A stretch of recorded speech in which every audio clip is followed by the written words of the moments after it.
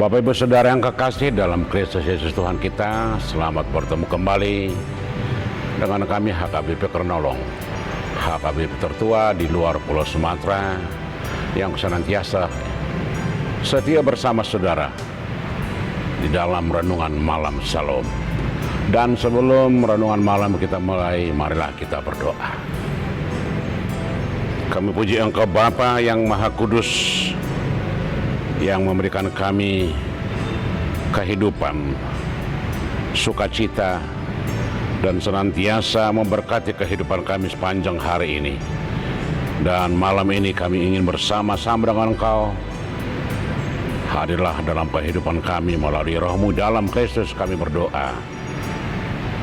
Amin.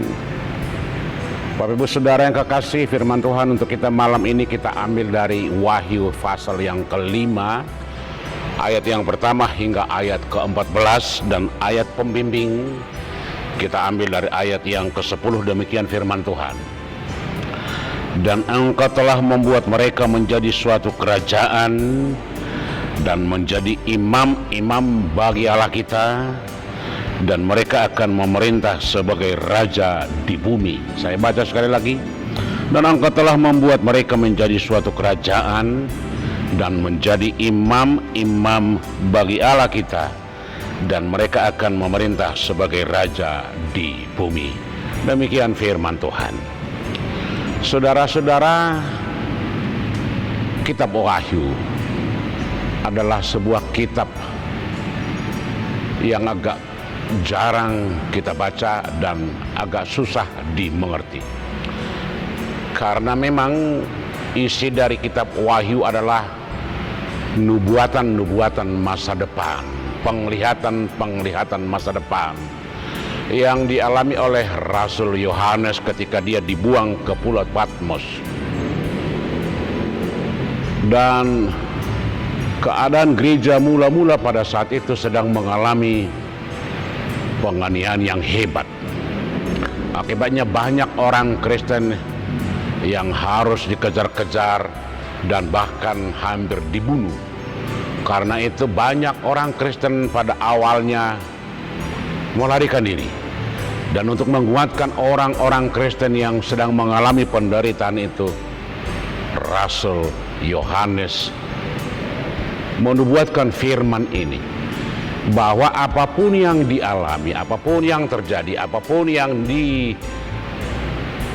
dihadapi oleh orang-orang Kristen pada zaman itu, pada saatnya Tuhan akan bertindak. Memang pada saat itu penindasan, penganiayaan datang dari pemerintah Romawi yang seakan-akan tidak menginginkan keberadaan orang-orang Kristen karena gaya hidupnya dan bagaimana solidaritasnya. Akibatnya orang Kristen pada zaman itu dicurigai menjadi ancaman bagi keberadaan pemerintahan Romawi. Oleh karena itu dengan berbagai cara pemerintah Romawi melakukan tindakan-tindakan supaya orang-orang Kristen pertama meninggalkan imannya. Tetapi Bapak Ibu Saudara, inilah kehebatan firman Tuhan kita. Melalui nubuatan-nubuatan oleh Rasul Yohanes, dia memperlihatkan dan menguatkan orang-orang Kristen pertama yang sedang di perantauan, bahwa kekuatan apapun yang ada di dunia ini, kuasa apapun yang ada di dunia ini, pada saatnya akan tunduk kepada kuasa Tuhan. Dan pada saat hari Tuhan itu datang, semua orang-orang percaya akan dikumpulkan bersama-sama dengan imam kita, imam agung kita, yaitu Yesus Kristus, yang mempertemukan kita dengan Allah Bapa di sorga. Karena dengan penebusan dan pengampunan yang diberikan Tuhan melalui Yesus Kristus, kita diperbolehkan menghadap tahta Tuhan, dan kita akan bersama-sama dengan Tuhan. Walaupun apapun yang dialami oleh orang-orang pada zaman itu dan orang-orang pada zaman ini, sehebat apapun ancaman, penganiayaan, dan penindasan, Orang-orang Kristen pertama tidak pernah goyah.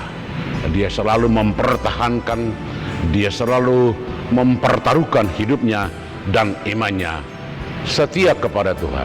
Dan itu juga yang menjadi acuan bagi kita sekarang. Di tengah berbagai persoalan dan pengalaman dan tantangan yang kita hadapi pada zaman ini, jangan pernah goyah. Rasul Yohanes mengingatkan kita bahwa pada saatnya Yesus akan menjadi raja bagi kita, bahwa Tuhan akan bertindak dan Tuhan akan menjadi penguasa. Hukum Tuhan, aturan Tuhan, kasih Tuhan akan memelihara dan menjaga kita semua, walaupun pada saat ini kita sedang berjalan menuju proses itu. Sebab memang kita sedang berjalan menuju proses akhir dari segalanya, yaitu hari yang dijanjikan Tuhan, hari kemenangan dan hari Tuhan. Tetapi siapakah yang menang? Siapakah yang bisa masuk bersama-sama dengan Tuhan? Adalah orang-orang yang mampu bertahan terhadap segala godaan, tantangan, dan orang-orang yang bisa melewati segala rintangan dan cobaan dalam kehidupan sehari-hari. Biarlah Tuhan yang senantiasa menguatkan kita, dan biarlah senantiasa kita tetap tekun dan taat dalam iman kita. Amin, kita berdoa. Berkati kami Bapa untuk selalu setia di dalam iman kami, biarpun dalam apapun yang kami hadapi, bahwa Engkau akan memberikan kami kemenangan dan sukacita. Dan biarlah malam ini firman-Mu dan berkat-Mu selalu bersama kami. Di dalam Yesus kami berdoa.